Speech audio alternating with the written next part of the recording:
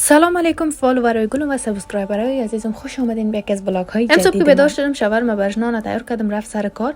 دیگه دیدم که می حجاب که من از افغانستان همراه ما آورده بودم را برای ما پرده جور کرده، به خاطر که از طرف صبح نور آفتاب ما اذیت نکنه. زن شاور به مثل اشتک است، باور بکنین هر چقدر که همراه یک دیگه جنگ بکنه ولی بازم پایین خطر نشته که دیگه اشتی میکنه و زندگی شیرین و شیرین تر میشه. و همین مراقبت های کوچک شاور است که باعث میشه زندگی را دلچسب تر کنه برای خانمش و این جنتلمن بودن مردا را نشان میده در زندگی مشترک. گرچه میگن که مرد که اشتوک تعریف کنی حتما یک گندگی انجام میده، دیگه زیاد از تعریف ها میگذریم. دیگه نمیجا آمدم دیگه می کالگیت فور اکشن است که به خاطر دهن استفاده کردم، روی ما فیس واش زدم، مسواک زدم، دیگه خوب روی ما مالش دادم به خاطر از اینکه در رویم جذب شوی فیس واش فوق العاده بود، کسایی که پرسان کرده بود به خاطر جوش صورت خیلی فوق العاده عالی است، میتونین خرید کنین و استفاده. دیگه آمدم روی ممرای می روی پاک کنم، خوش کردم و رویزان کردم. دیگه اینمی ضد عفونی کننده روی ما گرفتم استفاده کردم، درد داد روی ما تو جوشای صورت ما میسوزانه.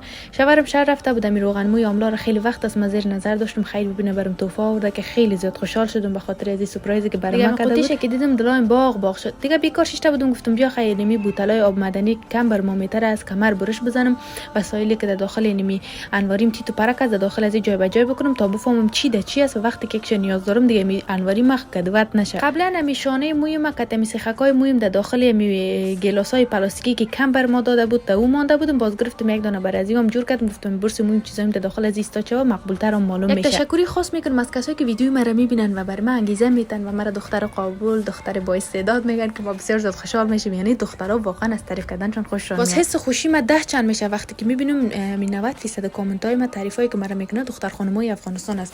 یعنی تک تک تا نظرهای دور میبوسم، بسیار زیاد تشکری میکنم از اینکه مرا تعریف میکنین و ما لیاقت تعریف کردن تو را گرچه میگم مشکان است که خود بگوید نه اون که عطار گوید. ان شاء الله که مثلا ما صحیح گفته باشم. به هر صورتش مشکوخه میکنم فالوورای گل. دیگه شاورم 3 روز میشد که سر کار نرفته بود. 3 روز پیش می گل ریحان بگویم نمیفهم گل چیز بسیار زود بوی خوب میته بر ما آورده بود، گفت که دست تو در گل و گیاه خوب است، میره در داخل این بوتل ماست بکار.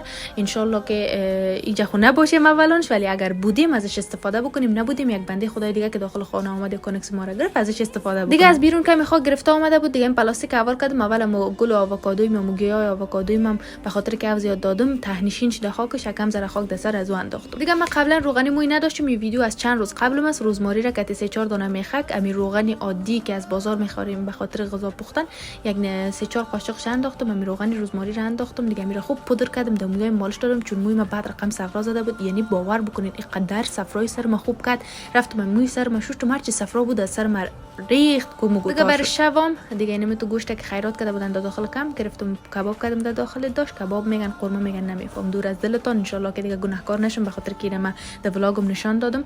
دیگه این بود ولاگ امروزم. خوشتان آمد. مثل سابق همیشه وقت لایک کامنت شیر یادتون نره. تشکر از اینکه ویدیوهای مرا در فاریو روان میکنین، خیلی زیاد خوشحال میشم. من تک تک فالوورای من دوست دارم. تشکر از کامنت های زیبایتون. لطفا یوتیوب چنل مام که به نام مریم بانو سابسکرایب بکنین تا ولاگ بعدی. خدا نگهدار.